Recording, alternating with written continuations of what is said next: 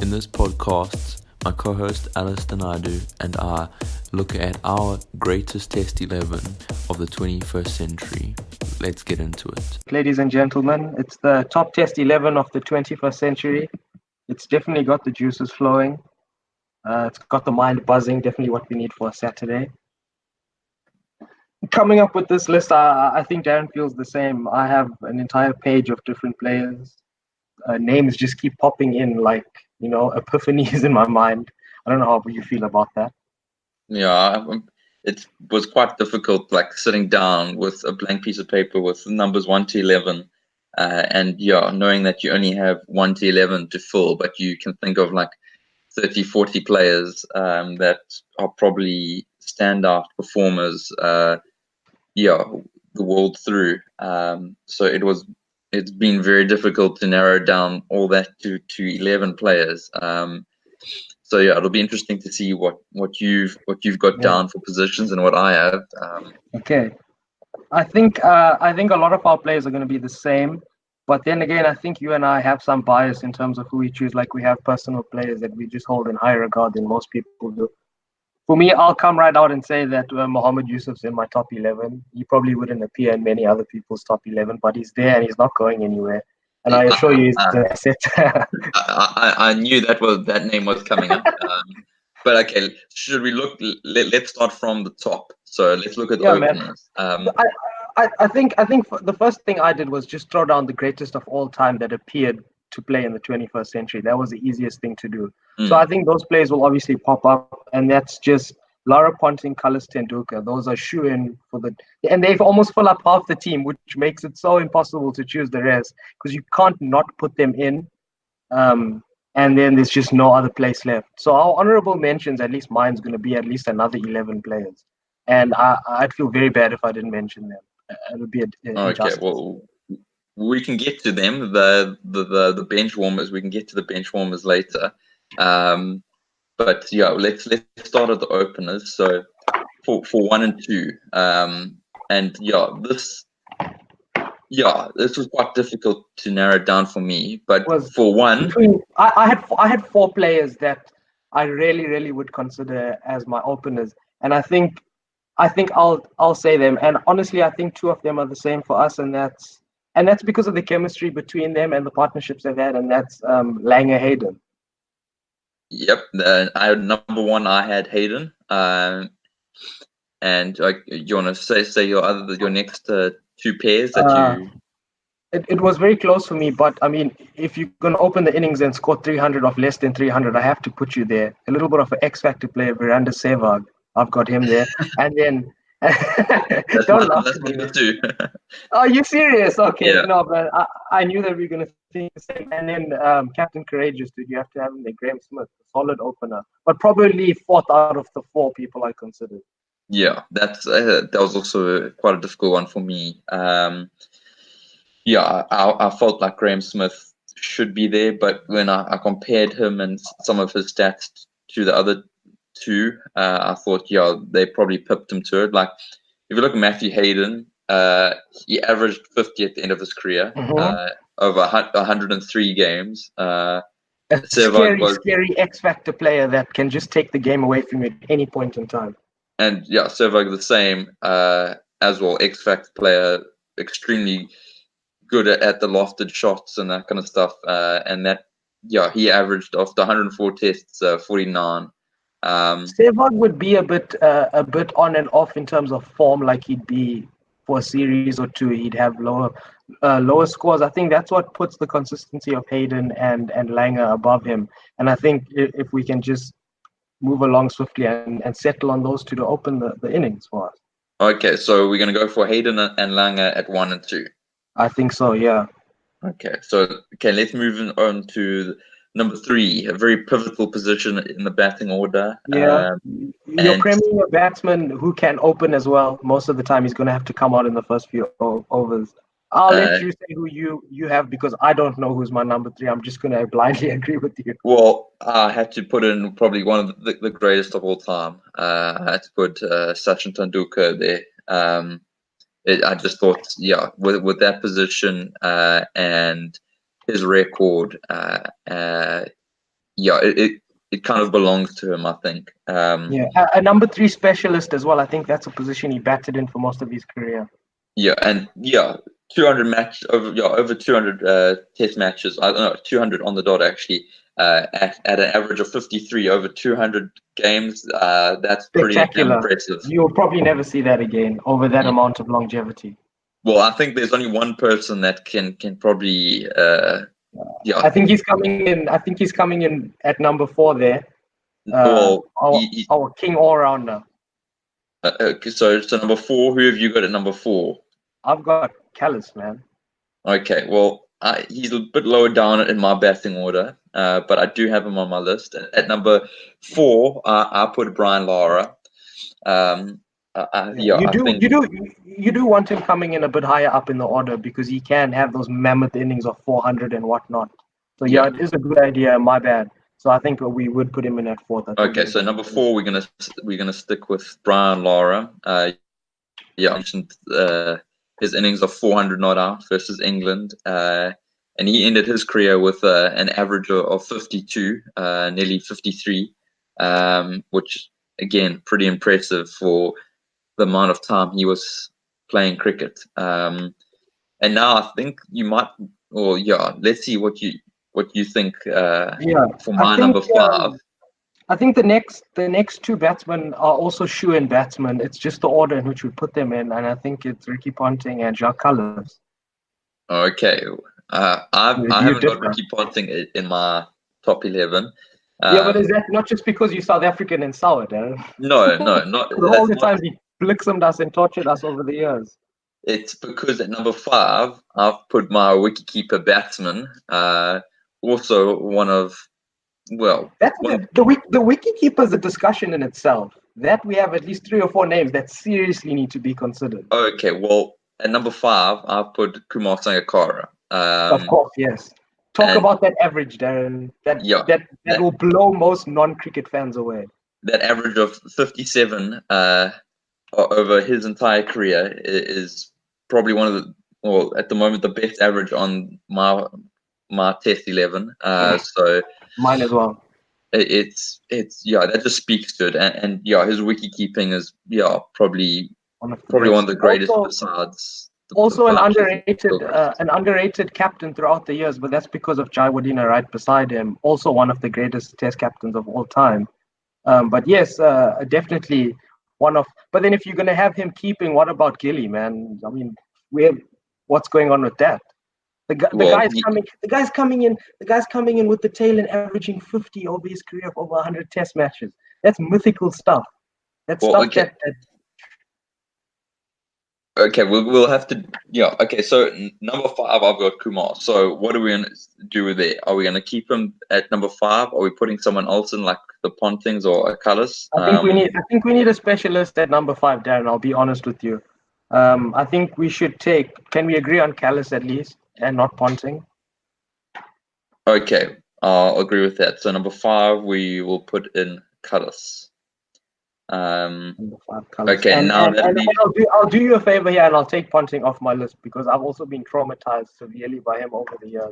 Okay. And it's sort of like nightmares because of the times we used to watch cricket in South Africa. There, it's like, am I having a nightmare right now? It's nearly 3 o'clock in the morning, and this guy's just torturing us. So then, number 6. What are we going for? Number 6. Has AB de Villiers really cemented himself in the all-time talk here? Because his retirement has come prematurely, and that will forever be a smudge in his record. Because in cricket, you really can push it, especially if you're specializing in batting, well into your 40s.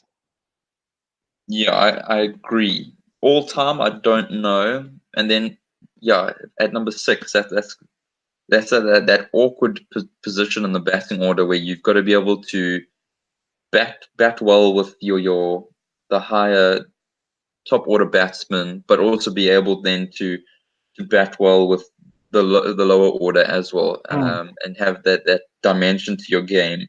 Do you know a player? He's quite young still, but who really can bat well with the tail. And I think that even though he's not a Test specialist in the sense, I think if we put Virat Kohli in that position, it's a massive advantage and asset to that team. Just tactically wise.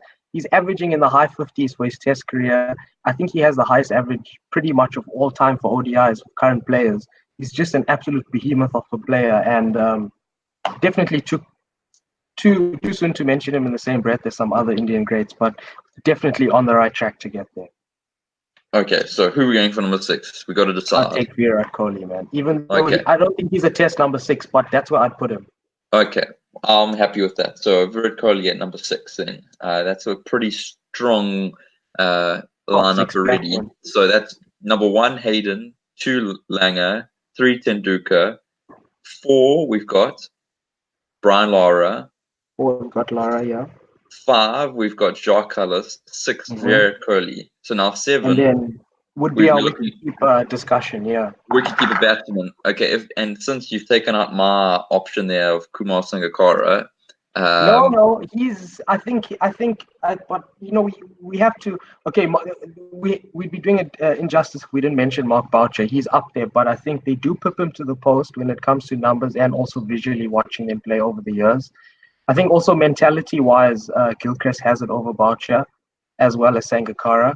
But I think those 3 stand head and shoulders. I don't know if we're forgetting about anyone prominent with the bat. Brendan McCullum, you could whisper his name in there as well. He's been pretty solid throughout the years, but more of a limited overs batsman. Yeah, so I'm pretty. Yeah, I would say if we're looking at a number 7 specialist position, it has to be the Gilchrist or Boucher. So. But numbers-wise, Darren, I mean, this list is all said and done. If we look back at a player who averaged 58 and spectacular with the gloves on, how can we not put him in the team? He could literally take anyone's place. So, so we'll put Kumar Sangakkara there at 7.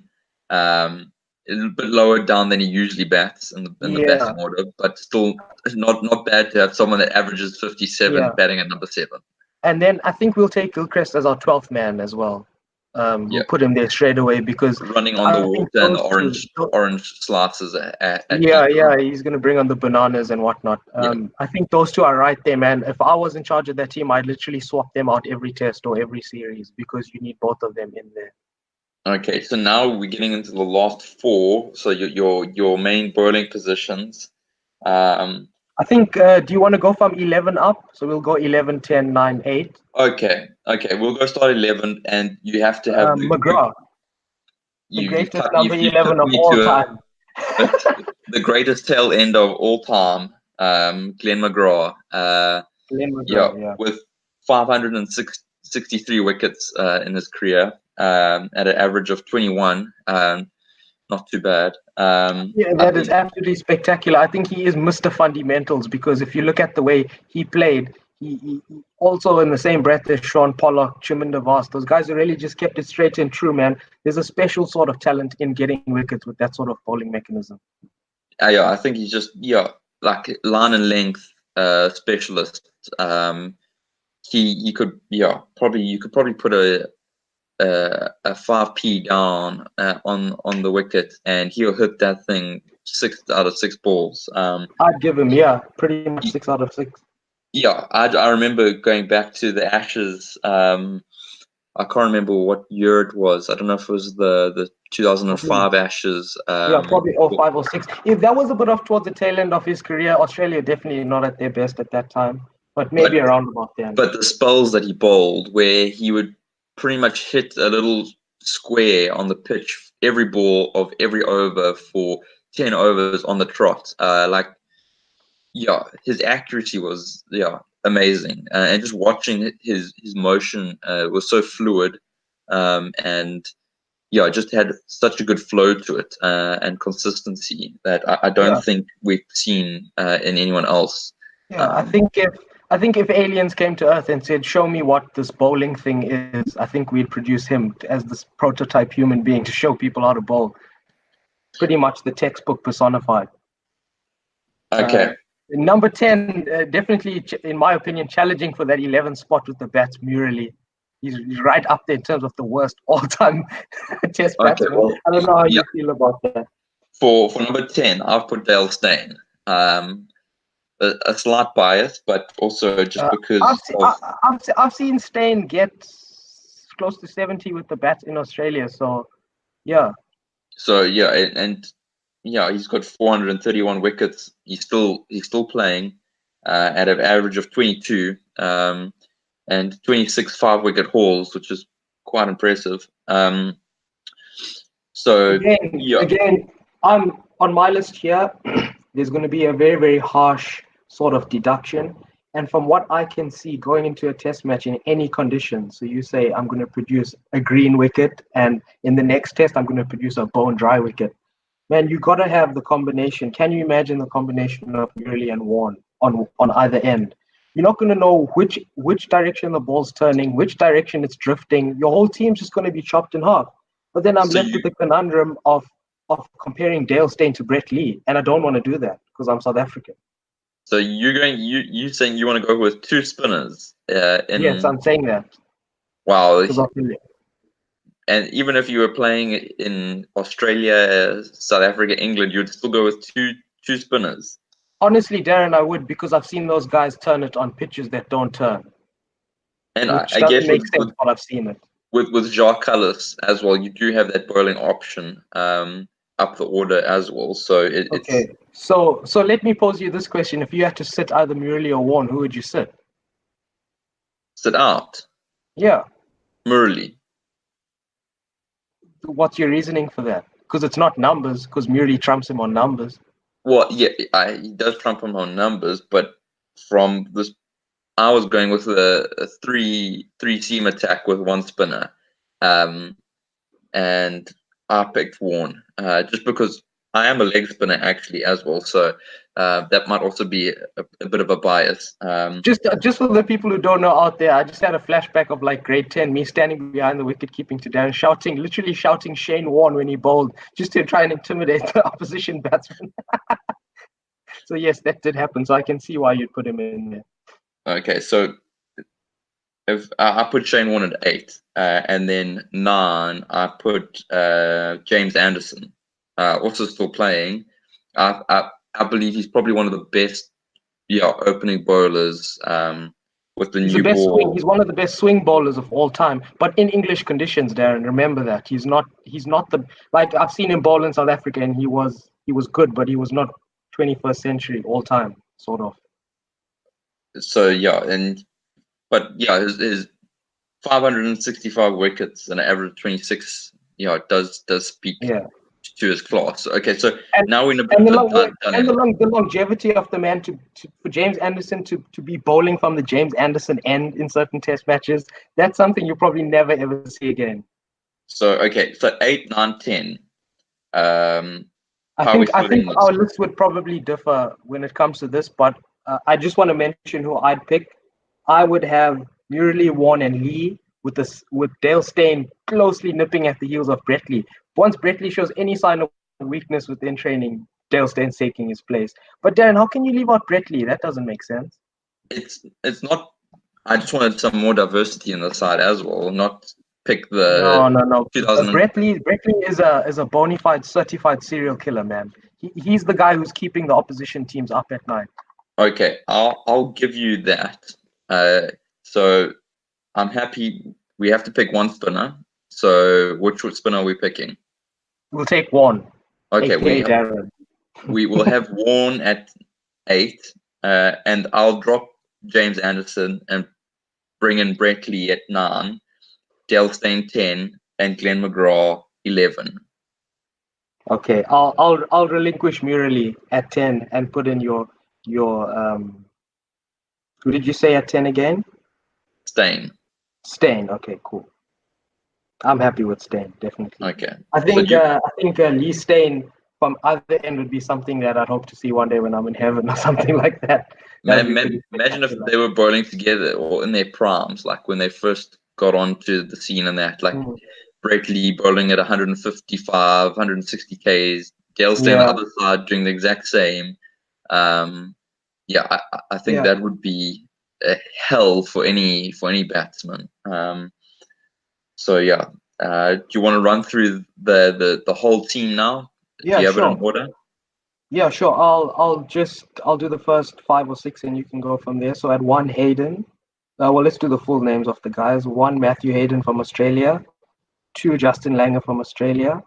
3, Sachin Tendulkar from India. 4, Brian Lara from, which is his home country, Darren? Was he from West Trinidad? Indies. Do you know West- which country is he? Okay, we'll class him West Indies then. Number 5, Jacques Kallis from South Africa. Number 6, Virat Kohli from India. Dan, you can go from there. So then 7, we went with Kumar Sangakkara from Sri Lanka. Number 8, we've gone from Shane Warne from Australia. Number 9, Brett Lee, Australia. Number 10, Dale Steyn, South Africa. And then number 11, Glenn McGrath from Australia. Okay. And yeah, I think that rounds out quite a good side. But now, I'm happy with that side, eh? You wanted to mention some other, are there any other names you want to mention that will be there is. I think if we're traveling with 16 players, I think on the bench we have Gilchrist. I think for me personally, and you can differ, but I'm not going anywhere without Mohammed Yusuf averaging 52. World record holder for most runs in a calendar year. Mental toughness of an elephant to persist and pursue through, incredible circumstances. So that brings us up to 14. I think 15, I'm taking Graeme Smith as a backup opener. And I think 16, and let's say 17 as well. AB de Villiers as a backup keeper. And Joe Root as well. I'm taking him as well as a middle order batsman. Quite a few left-hand batsmen I see. I like them. But yeah, I think that's a pretty good side. And I just want to mention a few players here that weren't prominent when we were watching cricket, but who do fit into the category. Who people, if you're going strictly on players in the 21st century, I think a shoe-in is Curtly Ambrose, who retired in the year 2000. I think the only reason he's left out because I think he played a few months only in the 21st century. Wasim Akram was around until 2002. I think he'd also be a very good player to include there. Another player we haven't spoken about that I think was lost in the sea of superstars in Australia was Michael Clarke. Tremendous mental fortitude as well, captaincy skills, and a spectacular fielder as well in the inner circle. That's about the players I have as well. Shoaib Akhtar, if you really want to frighten the hell out of people. You want to kill people, in other words. Yeah, you literally want to commit a murder. And I think players who are still cementing their legacy, players like Kane, Williamson, I think as well in a few years, he'd also be a shoo-in for that sort of position. Kevin Pietersen as well, a very, very intimidating X-Factor player in the 21st century. Yeah, it's amazing that there are players like that probably their records don't show exactly how great a player they were, but when they were playing, their presence and that X factor that you mentioned, that kind of like changes the game just by having them on the field, and that's kind of difficult to quantify when you're looking at stats. I definitely agree that there are a few players out there that probably just having them on the field would change the game. You mentioned Kevin Pietersen, and maybe like a lesser spin bowler for New Zealand, Daniel Vettori. Vettori as well, excellent leadership and incredible longevity. Yeah, and there's likes of Stephen Fleming kind of thing as well for New Zealand. They sometimes get forgotten down there. I think also as cricket purists, we're doing a bit of the players who are known as ODI specialists, a bit of an injustice. A player that we've left out who I think is literally nipping at the heels of this list is Hashim Amla.